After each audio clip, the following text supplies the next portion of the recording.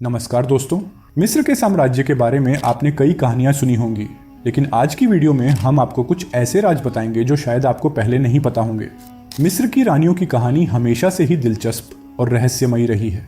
आज हम मिस्र की कुछ सबसे ताकतवर रानियों के जीवन पर प्रकाश डालेंगे, जो अपने समय में मिस्र की सत्ता पर राज करती थीं, और उनके रहस्यमयी जीवन के बारे में जानेंगे। हेटशेपसूट। मिस्र की पहली महिला शासक हेटशेपसूट मिस्र की पहली महिला शासक थीं, जिन्होंने अपने शासनकाल में अद्वितीय साहस और कुशलता दिखाई। वह 18वें राजवंश की थीं और उनके शासनकाल को मिस्र के इतिहास का सुनहरा युग माना जाता है। हेटशेपसूट ने अपने सौतेले बेटे थुथमोस तीसरे की कम उम्र के कारण सत्ता संभाली थी, लेकिन उन्होंने खुद को एक मजबूत शासक के रूप में स्थापित किया। उन्होंने अपने शासनकाल में कई महत्वपूर्ण निर्माण कार्य करवाए, जिनमें देर एल बाहरी का विशाल मंदिर प्रमुख है। ये मंदिर उनकी स्थापत्य कला की उत्कृष्टता को दर्शाता है। हेटशेपसूट ने मिस्र की आर्थिक और सांस्कृतिक प्रगति के लिए महत्वपूर्ण योगदान दिया। उन्होंने पुंट देश, आज का सोमालिया, के साथ व्यापार संबंध स्थापित किए, जिससे मिस्र को बहुमूल्य वस्त्र, धूप और वनस्पति मिली। उनके शासनकाल में कला और स्थापत्य में अभूतपूर्व विकास हुआ। उन्होंने अपनी छवि को मजबूत करने के लिए कई आत्मप्रशंसा लेख लिखवाए, जिसमें उन्हें एक दिव्य शासक के रूप में चित्रित किया गया। हेटशेपसूट का शासनकाल मिस्र के इतिहास में एक महत्वपूर्ण और प्रेरणादायक अध्याय है। नेफरतिति। एक रहस्यमयी रानी नेफरतिति मिस्र की एक और महत्वपूर्ण और रहस्यमयी रानी थी।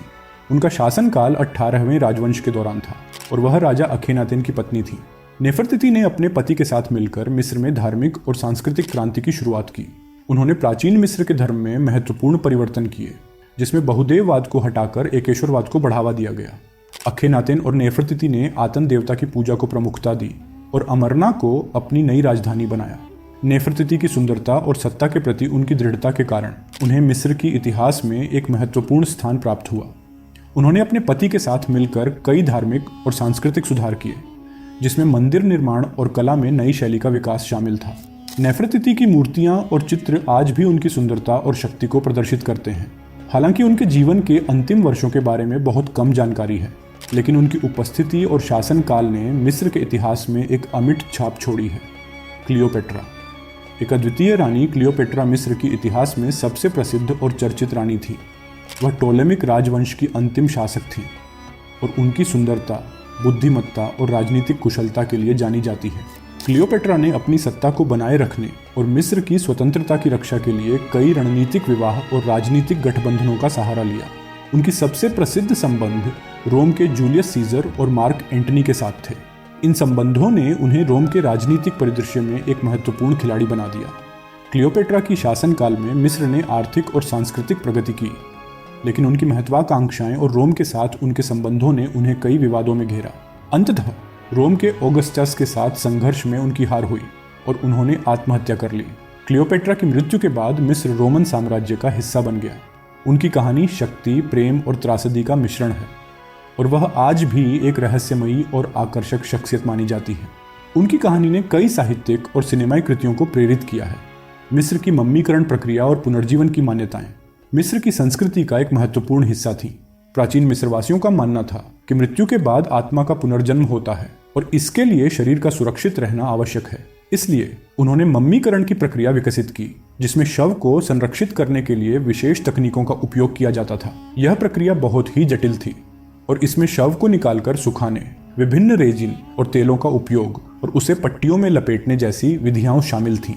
मिस्रवासियों का मानना था कि आत्मा का पुनर्जीवन संभव है और इसके लिए उन्होंने पिरामिड और मकबरों का निर्माण किया।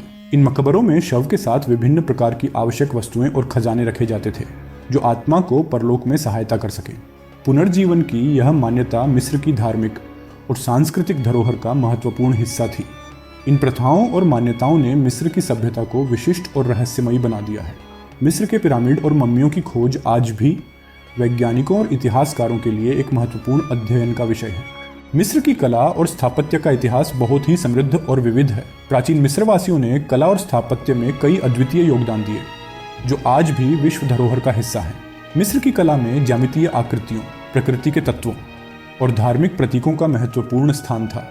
मिस्रवासियों ने चित्रलिपि, हायरोग्लिफिक्स का उपयोग करके दीवारों और मंदिरों पर अपने धार्मिक और सांस्कृतिक विचारों को उकेरा। मिस्र की स्थापत्य कला में पिरामिड, मंदिर और ओबेलिस्क प्रमुख हैं। गीजा के महान पिरामिड, लक्सर का मंदिर और कारनक का मंदिर मिस्र की स्थापत्य कला के उत्कृष्ट उदाहरण हैं। इन संरचनाओं का निर्माण उच्चतम तकनीकी और इंजीनियरिंग कौशल का प्रतीक है। मिस्र की स्थापत्य कला ने न केवल धार्मिक और सांस्कृतिक महत्व को व्यक्त किया, बल्कि सामाजिक और राजनीतिक शक्ति का भी प्रतीक था।